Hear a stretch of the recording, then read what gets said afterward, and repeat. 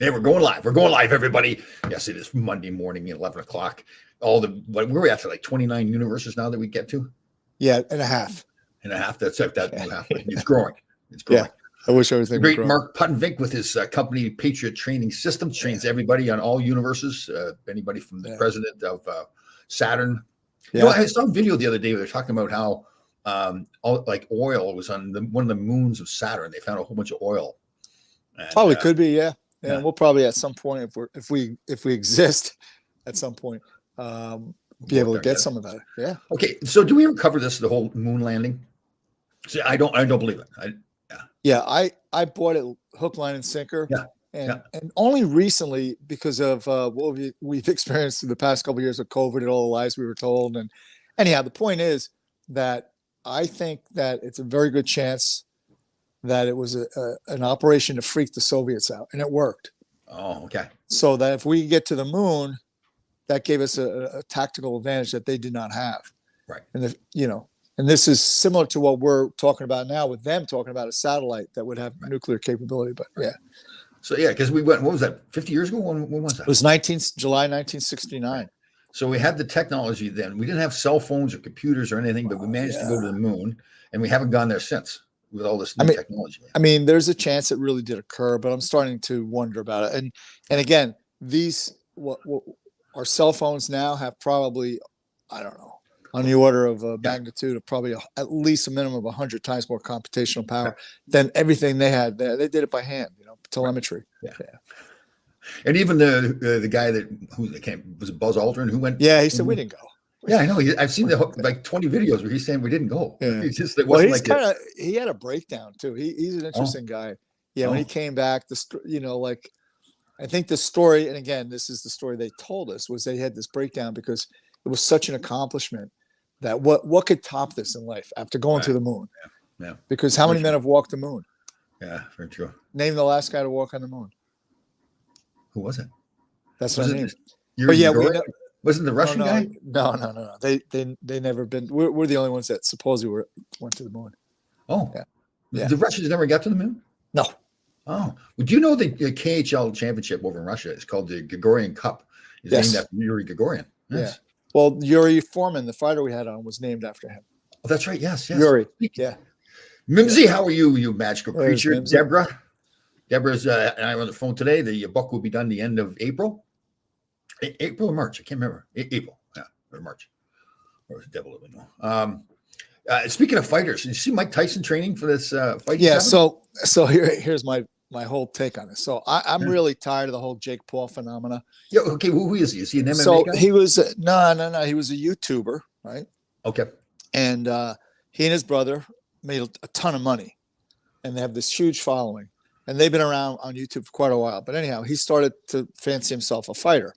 Oh. And I give him all the credit in the world. He puts the work in, he's training and this and that and the other. But the reality is, Tom, it's like he's never really fought a fighter. He hasn't come up through the ranks where you start with 4-rounders and, you do 4-rounders for 4, 5, 6 fights and you work your way up. And it's just not believable. Yeah. And so there's a 30-year age difference. You see Tyson sparring? You see Tyson sparring? He's vicious. So here's the thing. I mean, if they really allowed them to fight, which they're not going to, because they've already said it's an exhibition. Oh, okay. So that means to me, they've already told Mike, hey, listen, don't kill this kid. You're getting whatever. I think he's making like $50 million or something crazy. Oh, Tyson is? That's what I hear. I don't know. But here's the whole thing. It's like, it really diminishes the sport. It makes the sport look silly, boxing. Yeah. Some guy that's never fought before getting into it. Yeah, and he's got this big, he's got these pay-per-views and he's getting eyes on. And again, that's fantastic. Make your money. But as a boxing, it would be like for hockey, I don't know, Have some guy that never played the national hockey. The pair of skates, what's the point? So that's my read on it. And I think that if they really allowed them to fight, Tyson would obliterate him, that would put an end to all this nonsense. Yeah. And there's, and I probably wouldn't be the first one to say this, but in boxing in general right now, Tom, there's this problem where there's a lot of money involved, and you have different factions, different organizations, even different, so you had Showtime and Homebox. So Showtime fighters wouldn't fight Homebox fighters, right? Oh. because then they have to split the card between who gets to put it on. And this is really the problem, because in my day, the golden era of boxing to me in my lifetime, you had Hagler fought Hearns, Hagler fought Leonard, Hagler fought Duran. They all fought each other, not once, but twice, and sometimes 3 times. And who could ever forget the Arturo Gatti, Mickey Ward trilogy? Yeah. So that's gone now. Like, nobody, it just doesn't exist. Yeah, like there's no Muhammad Ali, but his character and all that kind of stuff. Yeah. And this is the difference too. Pay-per-view, I think, kind of ruined the sport in the sense that you're removing a lot of people. And listen, it's an urban sport. So what kid that comes from an urban community that really, should be in the gym or some kind of, like constructive kind of, they don't get exposed to it, because they, who could, it's like some of these fights are $100, and plus they go off at midnight because we're always in Vegas. Yeah, I know, right? They're so late here. Yeah. Well, they do that because it's simple math. If you have a bar, like they got to pay $15,000 sometimes to be able to show what the bar does. Right. So that's where they get a lot of the revenue for the pay-per-view. People in the bar all night. Yeah. Correct. Yeah. Exactly. Yeah. Speaking of, okay, so I'm not going to make a judgment here. I'm more asking a question. Maybe I'm putting you on the spot so you don't have to answer your exact feeling about it. Muhammad Ali was drafting. The draft was on at that time. Yeah. He was drafted. He decided not to serve his country like he was supposed to. Right? Some people will say, he ended up going to prison. Some people say, well, he took a stand. That's all, against his religion, all that kind of stuff. But others will say, okay, other young men and women were going and fighting and dying. Right. And he didn't do it. So it's interesting how he's kind of revered for that decision by some, and by others, like, really? That's well, I think my view on it is, if you're going to stand for something, you stand for something. Yeah. And that was his belief. So I can't. He paid a consequence for it. He lost his title. Yeah. He lost 3 years where he was at his peak of his performance at that point, anyhow. So he had some loss there. At that time was a very controversial war here. That was Vietnam, correct? Correct. Yeah. Most people, didn't believe. I went to a war protest my junior year of high school. Did you really? Wow. Yeah. Well, it was kind of like you get caught up in it. Yeah. And really, the truth of the matter is, in retrospect, we had no business being there. So I don't want to get too deep into it. But so getting back to Ali, if you're going to stand for something, you stand for it. Yeah, like you don't, and I think we see too much of that now, where people say they stand for something. Oh, I don't know, like mask and COVID. And then you see them in a restaurant with no mask on. Yeah, I know. So, yeah. Yeah. Who was the guy we had on? Really good guest too. And I asked him, should we have gone to Afghanistan? Afghanistan. Was that? Well, it could have been Zach or Bill Brown or one of the tier one dudes. I'm pretty sure it was Zach. Zach Harrison. It was really like interesting, his reply, and it was a direct reply. He didn't hesitate to think about it. Absolutely, he said, "Yeah, we definitely should have gone." Yeah, because all the intel and everything, we needed human intel in there, that part of the world, to try to prevent the Taliban from doing so, or Al Qaeda from repeating what they did. So yeah, I agree with them. Yeah, should we have been there for 20 years? I don't know. We certainly didn't leave the right way. That's for sure. All right. So we touched on whether we land on the moon or not. How about the Kennedy shooting? Do you believe who did it? Not for a minute. Yeah. Not for a minute. I don't believe Lee Harvey Oswald. I mean, why'd they kill him in 2 seconds? Yeah, no kidding. Yeah, it's all. Even like you look at the video of the bullet, the trajectory of the bullet and everything, it's just like it's moving. Well, there was a one they call the magic bullet that went through Governor John Connolly, who was in the back. So you had You had Connolly sitting here. I'm sorry, sitting here in the back. Jackie here, or the president. Sorry. Oh no, I'm sorry. Connolly was in front, and the bullet went through him and into Kennedy. And if you look at the bullet that magically fell out on a gurney, it was pristine. Like there was no damage. So, right? And it was just too much stuff. What other stuff? Okay, is Barack Obama really a U.S. citizen? Was he born in the U.S.? Couldn't tell you. Yeah. Is his wife a man? There are some questions to that, but I believe she's a woman. Yeah. There's one video or picture. She's on some talk show. She's got a pair of white pants on, and they're up there dancing. Yeah. And now I guess you can manipulate the picture any way you want, but it looks like she's got. This is the problem with AI. This is a big problem now with AI. Yeah. Because, all kidding aside, so now you run the risk of, I don't know, sending some spouse, an AI, version of their spouse with somebody else. Yeah. And it cause a lot of trouble. Here's William, my great veteran. Got to get that one out of there. He's not born in the U.S. And she is a dude. Yeah, Who was the Phyllis Diller? Or who's the woman that she was interviewed? No, it was Joan. Yeah, Joan Rivers. Yes, she was walking into some building. She's on the steps. Right? That was funny because she just turned around like it was. She's a guy. Yeah. She was unfortunately dead within less than a few weeks too. So it does lead you to suspect. But you know what? Here's the problem with all these theories. Whether they're true or not, there's nothing we could do about it. Well, it's not true. Like, what are you going to do? If you just open it up and tell us all the stuff that's gone on that we don't know they about. Never will. Was it Area 50? Is it Area 59 with the 51? Yeah, no, they'll never talk about that. Yeah. Yeah. I mean, you and I both know we know some aliens. Yeah. called ex-wives. No. Yeah, or guys that we know too. I mean, oh God, yeah. Oh. Yeah. I could rattle off about 10 right away. And so are you a believer in aliens, like UFOs? Yeah, I mean, I don't know if we've been visited only because of the vast distance in space, right. And there's the Fermi doctrine, which says that we're so separated that to be able to get the technology to travel, right. that we would have killed ourselves by then. If you know what I'm saying? So if the technology is such that we would have eliminated, we would have blown ourselves up by then. I don't know. I was so back probably 1985, living in Rye Brook, New York. This was my first ex-wife. We gone out to dinner. We're coming home and we're going over the Hutchinson River Parkway, and all these people are stopped and they're looking up in the sky. And so it was a UFO. There's no other explanation. It wasn't just us. It was like must have been 50 other people. And well, I mean, there is. I mean, I do believe there's a possibility we've been visited. I mean, right. There could be civilizations that are so far advanced that the Fermi doctrine doesn't apply to it. What is it, the Fermi doctrine? So Fermi was one of the physicists that worked the Manhattan Project for the A-bomb. And he theorized that the reason we haven't been visited is because there's so much distance between space. To be able to get to the technology that to require, we would have blown ourselves up by then. Wow. Because we're a violent species. Yes, we are, guys. Something that is, I can tell by certain rail traffic, something is going to happen. So William works in the railroads out of Chicago on the railroads. Yeah. I can tell you, rail traffic, something is going to happen. So assuming these. Yeah, there's been a lot of, and this is not recent. There's been a lot of, you'll see on the internet photos of military equipment being moved around, but that could also just be delivery. But it's hard to say. I mean, again, I just can operate out of tents where I live here in Mahwah, and I know. That's as far as it goes. When I take the train, the Metro North down from I go from Port Chester down to Grand Central, there's so many places where the train tracks are wide open. Like if somebody was driving a truck down 95, they could just turn and go right in. Well, we're a wide open country. And one of the things that protected us over the longest period of time was that we were separated by two oceans.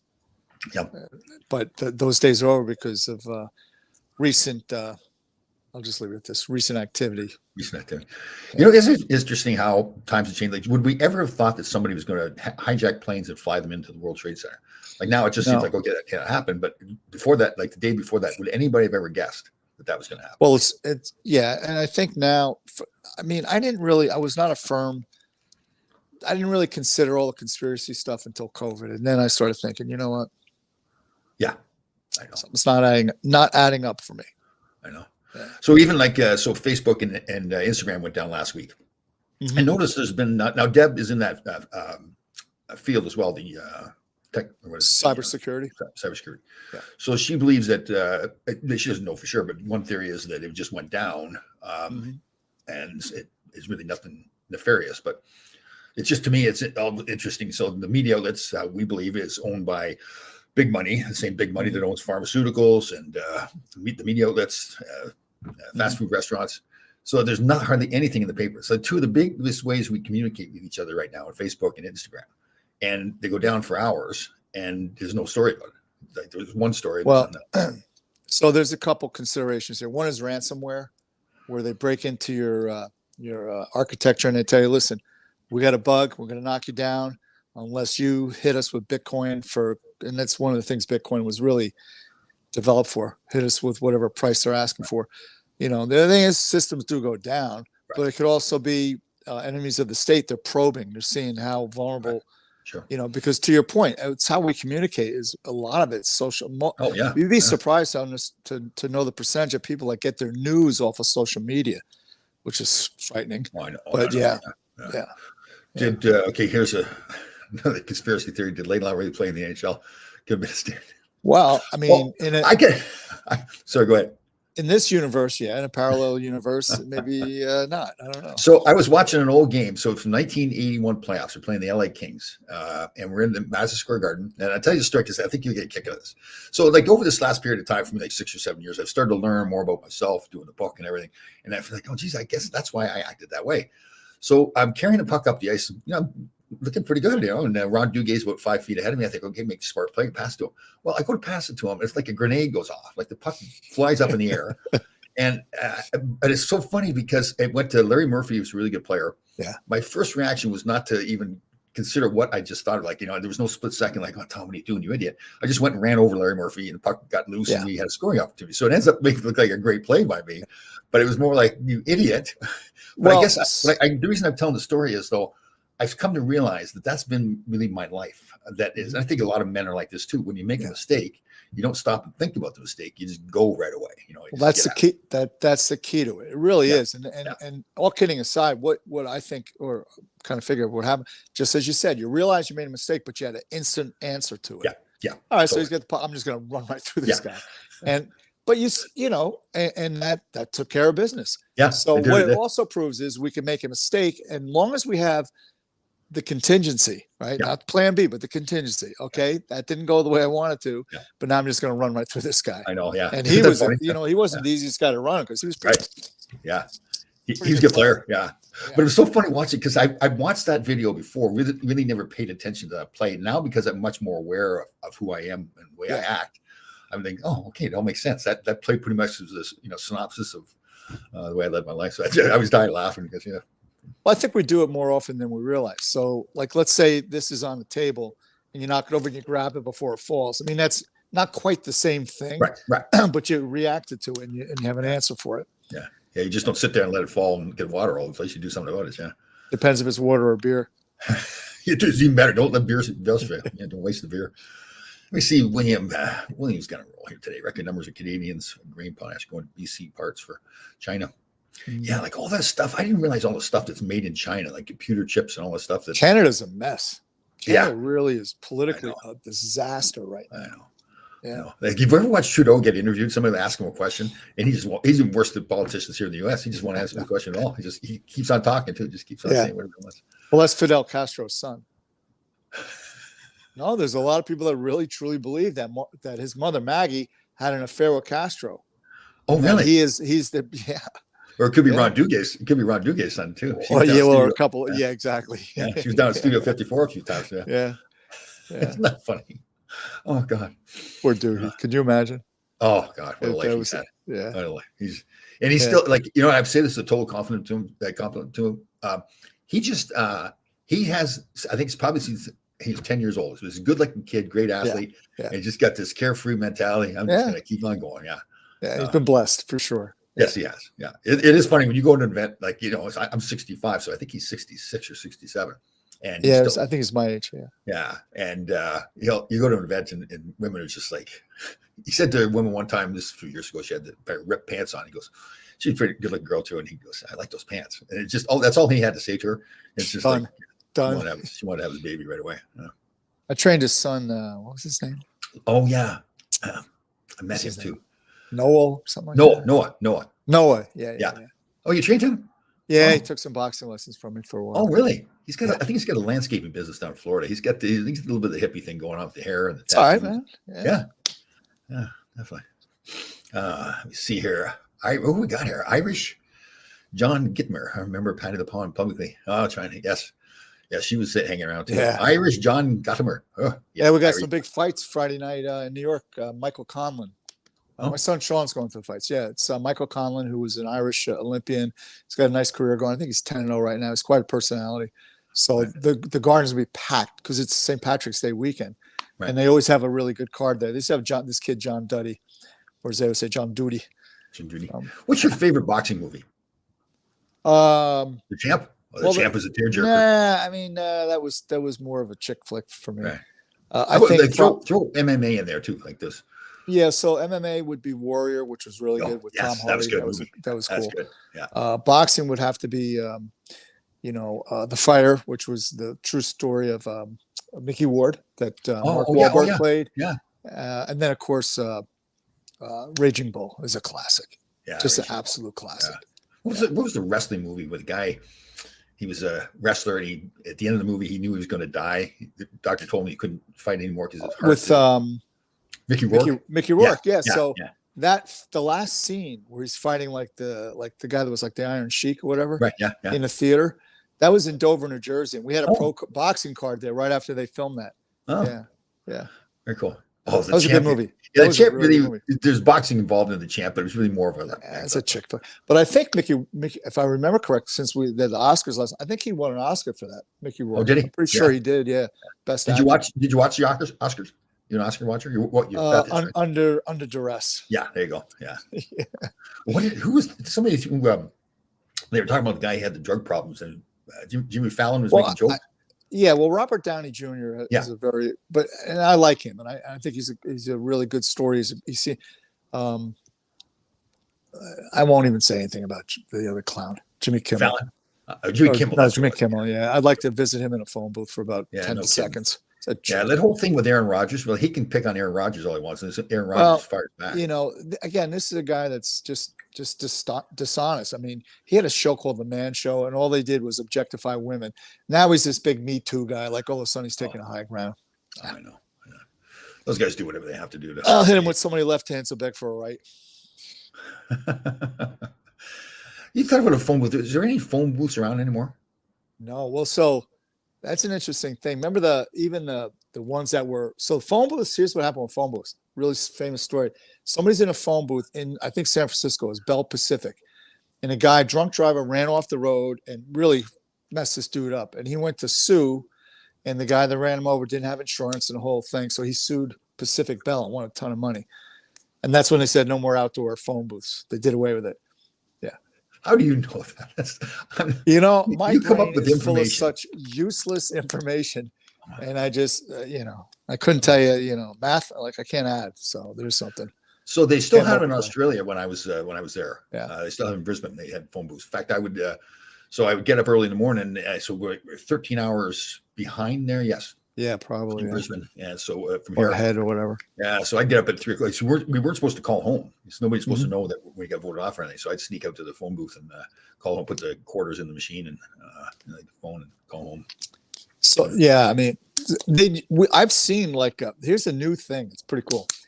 Brazilian Jiu-Jitsu in a car. So it's two guys in the front seat. They act like judges and everything.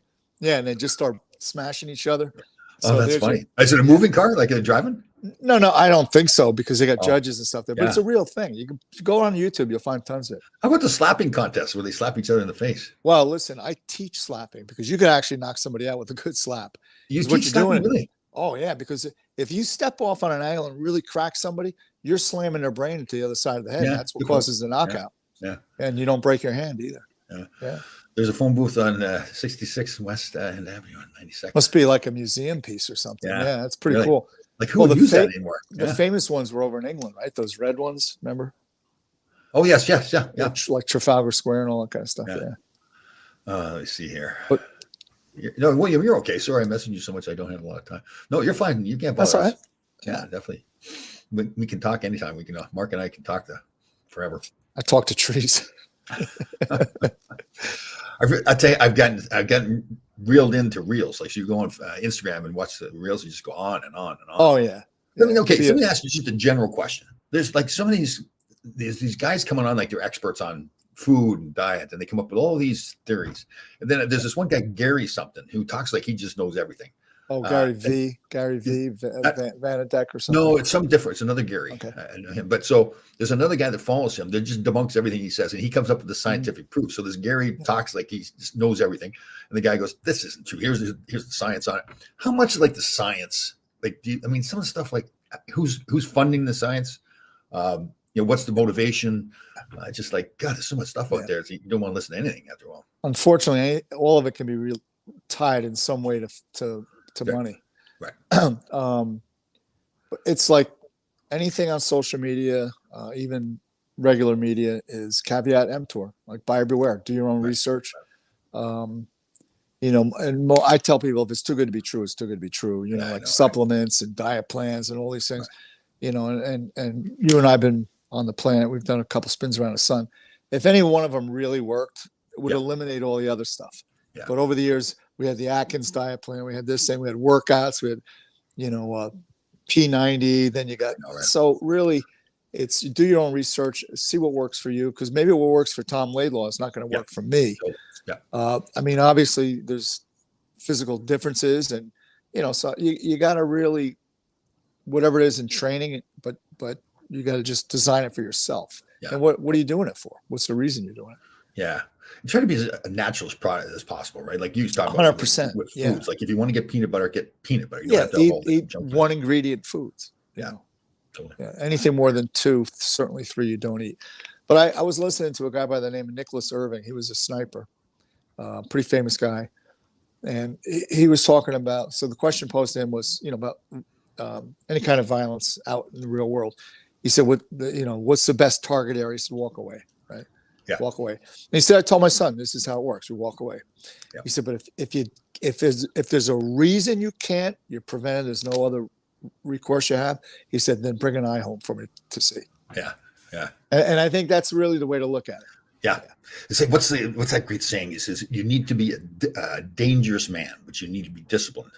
So it's like you need to have the ability to protect yourself and your loved ones, but you don't have to use it. You got to have the ability. Is that a few of those motivational speakers said that. It's pretty cool. I think that. And that's very true. And it's not always just like a martial art or being able to handle a gun. It's also just being smart. Like don't put your family or yourself in positions that, we all start. You can go on YouTube and see literally thousands of demonstrations on how to get someone who's got a knife to your neck. How'd you end up there? Yeah, no kidding. I've never had one put to my neck. I know. It's not true. Like, be aware when you're in public. Like that's one, especially in a place like New York City. Just be aware of what's going on. The homeless people, they get mental health issues. Go with your intuition. Intuitions. It's why we're still here after thousands of years. Yeah, because we're not the biggest. Little things like you always got to think. Okay, this is going to be the worst case scenario, but I got to be prepared for the worst case scenario, knowing that it may never happen. But a lot of guys I know now, when they go in a restaurant with their family, they make sure they don't sit with their back to the door. They sit with their back to the wall. Yeah, I hear that a lot, and I get that. But I think that's being a little bit paranoid. But certainly know where the exits are. Yeah. Take a quick look. Where's the fire extinguisher? Because bad guy's not always a bad guy. It could be a fire. Yeah, right? Totally. No, very true. And then also, what happens? Go ahead, man. Well, I was going to say, what happens if someone starts choking 3 tables down? Do you know what to do? Yeah. So it's not always just a bad guy. There's other things you could do to be a sheepdog. Yeah. You know what I mean? Yeah. Oh, let me see here. William Haynes. Let me see. Back in '95, I was working in passenger train on a metro train, and I had a guy pull a gun on me. Ooh, wow. Yeah. Yeah. Well, so Bill's in a position where there's going to be a higher probability of something happening like that. Yeah. Certainly there are different jobs that, for obvious reasons, you're going to have a higher chance of having something go sideways on you. But even then, that's why your training is so important, because you may be, let's say, in Bill's position or maybe in law enforcement. Military is a little different because you're immersed in it. That's what your job is. But you may be in law enforcement for 20 years and then one day have to draw your weapon. Right. What then? Or get into a hand-to-hand thing. See, that's the sad thing. I watch a lot of those First Amendment audits on YouTube, and they're trying to egg on, not all of them, but a lot of them trying to egg on the police officers. Yeah, why? What do you got nothing better to do? Yeah. But the only sad thing about it is I'm not picking on the police officers. You and I both know we support police officers and military men and women. Just a lack of training with the police officers. Are they not having the knowledge of the laws? Yeah. Defund the police, and this is going to be the end result. Yeah. And then you're putting them at risk. You're putting citizens at risk. You're putting everybody at risk for no. Again, you wouldn't tell a doctor, don't finish your 4th year of school. Right. Yeah. I know. Well, it's weird too, because you think to yourself, okay, now they're getting into these confrontations with citizens because they have to defend themselves or arrest them, and they're not trained properly. So now they're forced to draw their weapon, or else they're going to lose their life. Now, if they're trained properly in the hand-to-hand combat, like you train people, then they don't have to draw the weapon, right? They can defend themselves better. Yeah, well, there's de-escalation and the art of the verbal judo. But I have a friend of mine who was New York Police Department, and they have this community review boards, right? So they really have to stand there and get yelled at, basically. Oh. There are some constructive things that come out of it in terms of community relationships, but I had a laugh. I was training him one time, and he said, "Yeah, I had a woman stand up and say, 'When are you going to fix my heat?'" It's like, we're cops. Oh, that's funny. That's funny. So you run into that, but anyway. So, okay, my condominium unit where I live here, very nice place, a little expensive, but the service has gone down. Like the people coming and working, there's certain bylaws. You can't work past 6 o'clock and all that kind of stuff. Yeah. No, these workers just don't pay attention. So now I have to be the law enforcement officer. Yeah. And now they want to come in and test my my heating and cooling. And I'm like, no, you can't come in. They want to come in during the day. Like they're giving me like a 2-hour window. I said, no, if you want, you can give me an exact time when you're coming. And we'll make an appointment. Yeah. Yeah. Make an appointment. I pay rent here. That's your guest. Yeah. It's, that's interesting. It's terrible too. Like I put now, so my back deck, it's all fenced in. So it's nice and private and everything, but there's an opening there so you can get in and out. So I put a chair in there now, and people say, "Well, you trying to keep the dogs out or something?" I said, "No, I put a chair there to keep myself in, so I'm going to get in trouble one day." Oh God! Yeah, you got to fence. You got to fence. You should get an electric fence. Put collar on your neck, and have just the border of your property. This way, you jolt yourself every time you get a little squirrely. Oh, funny. Yeah. And my second ex-wife had a Tony, wonderful person, had a little dog, a little Yorkie. So I was working at home, so she worked up away from us. So the dog turned into my dog, basically. We had one of those electric fences, the house we had, and had a little collar on and everything. So he was out back with me, and a squirrel ran by, and he'd forgotten about he was really good about the electric fence. I felt so bad for him because he was looking at me like I'm. Did he do a tumble? No, he just turned back and like he ran through the fence and stopped like that. That stopped like he's looking at me, he's looking at his face like, why did you let that happen to me? And I felt so bad because I was responsible for him. And he's looking at me to come and get him and everything. And I felt terrible. Isn't it funny? Like I'm the same way. I care more about animals than some people I know. I know. Yeah, totally. Especially dogs. Dogs are fantastic. Yeah. So we have this thing in my family, my 2 sons, and they're the one's married, the other one's got a girlfriend, and we're fantastic relationship, but we all like to be at home. So, but they, feel responsible to go visit, but there's a limit on how long we can stay with each other. It's like 2 hours. And, so we got the dog Maverick, and he's a laidlaw now. He's the same way. He'll come over. He's all excited. He pees in my foot. He's crying a little bit to see me. Well, 45 minutes, he goes and sits by the door. He wants to go home. That's it. He's done. I've got a good friend of mine. He put a gym in his office. Nice little gym. It's like 450 square feet. Right. All the weights in there, boxing stuff. I train him. I train some of his employees, and they have a dog. She's an Australian cattle dog, and they're a Ferrari. I mean, they require a lot of activity. Right. So now, because she knows which days I come, she'll sit in the hallway with her ball waiting for me to come in. Oh, cool. Because besides training the people, it's nonstop playing catch with her. Yeah, it's hysterical. That's cool. Dogs are fantastic. Yeah.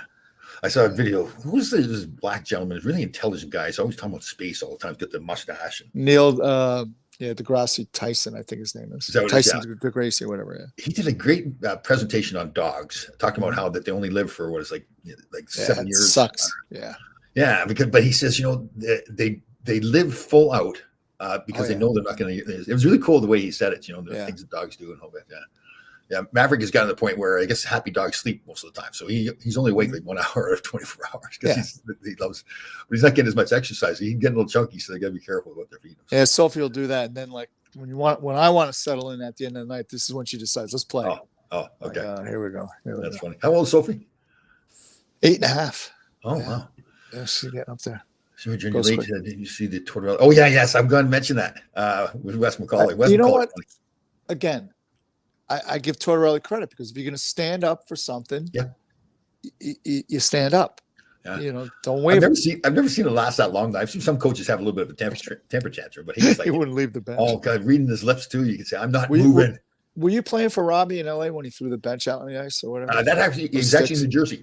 He was in New Jersey. That's right. Yeah. But that's classic. Yeah. What a great man he is, Robbie Vittori. I like Robbie. I get in touch with him. Yeah. He lost his daughter. You were saying, yeah, that's right. Yeah. I think she'd been through a lot. I'll leave that right there. And a sign of to me, coaches that have an impact is beyond just the professional part of this. That I know a lot of guys that play for him, either in the American League or up top, still reach out and talk to him and kind of stuff like that. It's funny that our two lives are so opposite. He was just totally clean, didn't drink. Yes. Disciplined. And here I am. Well, you played with him as well, right? Yeah. Oh, yeah. And we were like best friends. Loved the guy. But because he never judged, you do what you want to do. You show up and play hard for his team. Just play hard. Yeah. And to his credit, he wasn't a good player, like skill wise, but he got a lot out of his career. He just he was this big too. Yeah. Yeah. I went into his office one morning. I had his shirt off. I went, oh. Yeah. Yeah. He's not. So, yeah. Oh, fantastic family guy, the whole bit. He's oh, yeah. Yeah. What is he doing? Is he coaching someplace in the American League, I think, isn't he? I don't know. I kind of lost track of him. Yeah. I think Barry Shelley knew where he was. And, Barry would know. Yeah. If you guys ever travel to Chicago and ride the trains, let me know. Yeah, okay. Actually, my son just moved out there, Bill. Oh. A couple of weeks ago. My younger son is living out there. And I'm looking to do, maybe, Bill, you can give me some lead or direction. They got a trip from Chicago out to Glacier National Park on the train, which is really cool. Well, Bill set you up then. So, yeah, I'm thinking of doing that this summer in July or something like that. Glacier National Park. Was that in Montana? Montana. Oh. Yeah, and it's gorgeous. I've never been to Montana. Love to be there. John McClane was there. I remember when Muckler sent him up to Montana. Oh, did he? Oh, yeah. Oh, he screwed Johnny bad. Oh, I didn't know that. Oh, wow, interesting. Yeah. Johnny McClane. And he, John's a great guy. Yeah. Well, Muckler, I guess that he didn't. It's one of those things. He didn't care for John, and John didn't care for him, and he sent him up to Montana. It was like remember the International League? It wasn't even an American League. It was the International League. Right? Oh, yeah, like yeah. Oh, that doesn't happen too often. Yeah, no, there was some bad blood there for sure. So this was at the end of his career, John McClane's career. Yeah, and then I think John the following year signed with San Jose. I think he played a year there, I want to say, and then he signed a 3-year deal with New York. Yeah. Oh, okay. Where's there? I missed the question. Hold on one second. Let's. Amtrak. I know their local chairman. I can hook you up. Okay. All right. Nice. Cool. There you go. All right, Barry Shelley. Where is Robbie Fatorik coaching now? Was our question, Barry. And why weren't you listening, Barry? What is wrong? What? Barry wasn't listening. It's not like Barry. Yeah, I know. So what'd you think of the new lineup? I kind of like it. Yeah, the kid. He played well. He's great puck possession down low. Yeah, and Drury didn't give up a whole lot either. Didn't mortgage the future. So, It was a pretty good trade.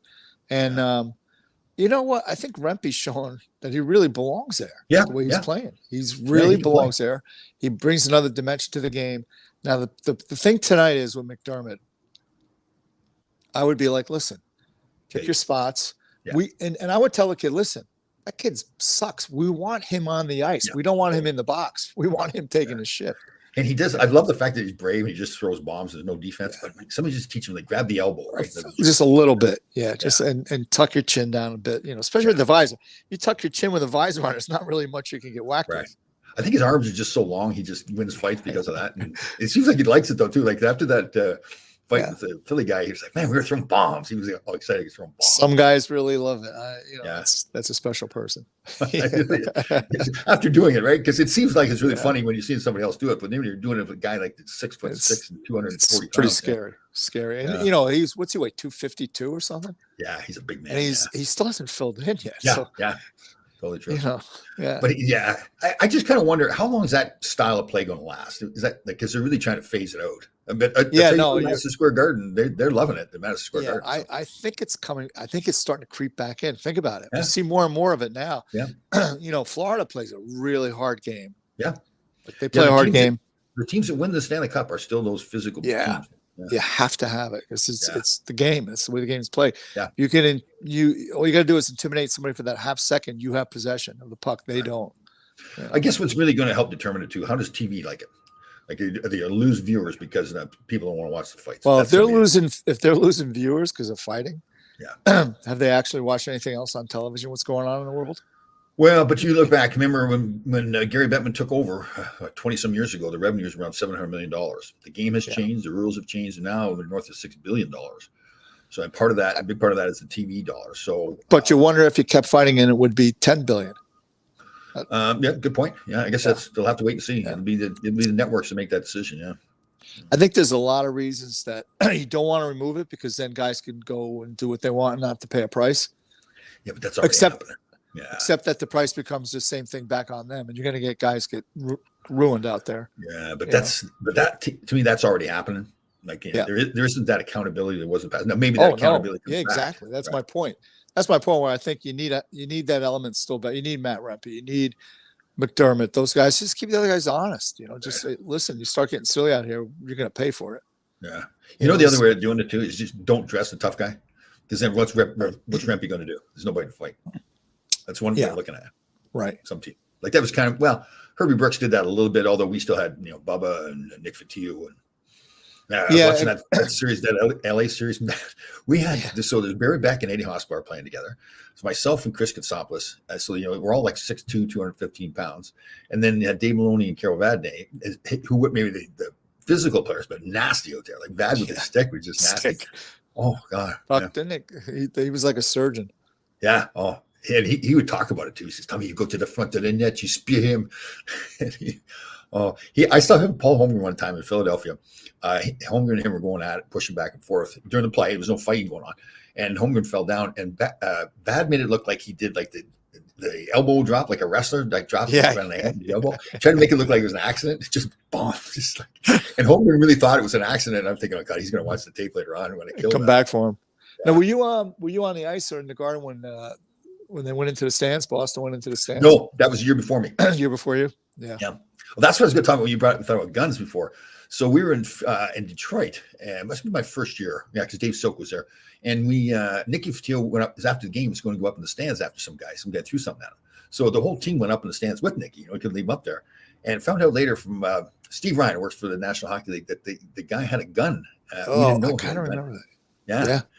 And I remember who's the head of the league at the time? This is John Ziegler. Yes, John Ziegler. Yeah. Had to go in for a meeting with him, and he's like, "Oh, I've got better things to do. Just sit here and talk to you guys. We'll go to the stage." He couldn't care less about what I'll tell you after my interaction with NHL security, because I had a little bit of a dust up with the San Jose Shark. Oh, the Shark? He was going after Theo. Like Theo got thrown out of the game. The Shark went after Theo, and I went, "Dude, what are you doing, man?" It's like the mascot. Yeah, and I pushed him back. So what are you doing?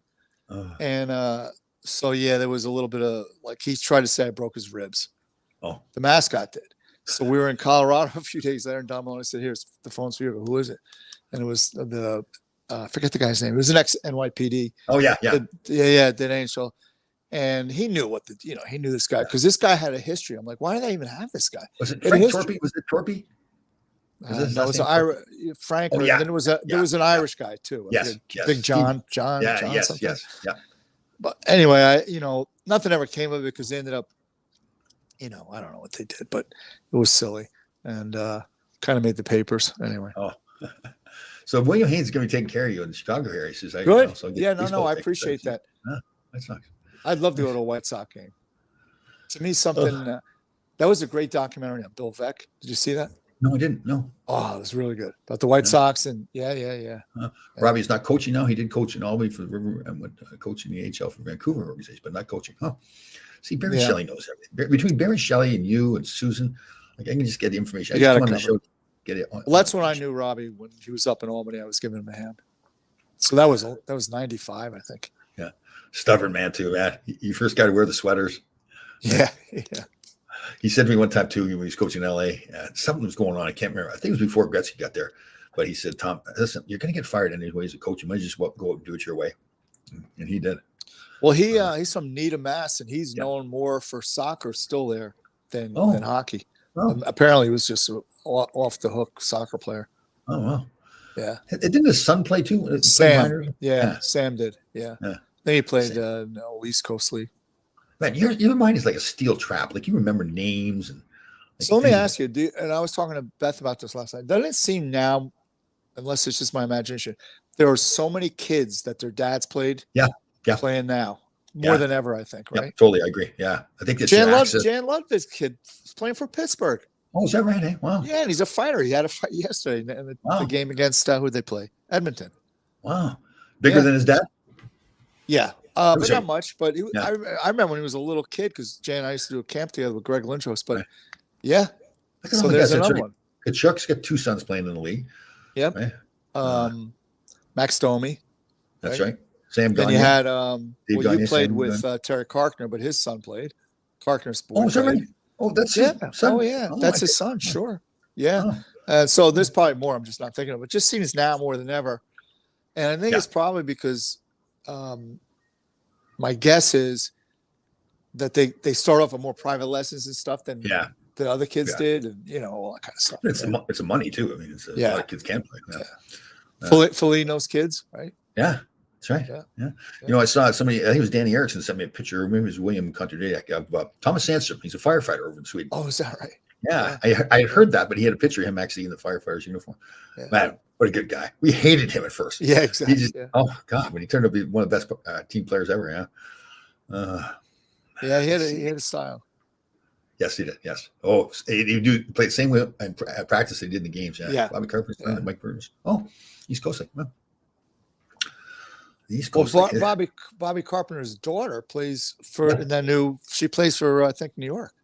Oh, is that right? Yeah, I was actually at the game a week ago, and I sat beside a guy. I was good friends with Adam Graves' son, and he's with two female players. The captain of the was it Monique? She's the captain of the New York team.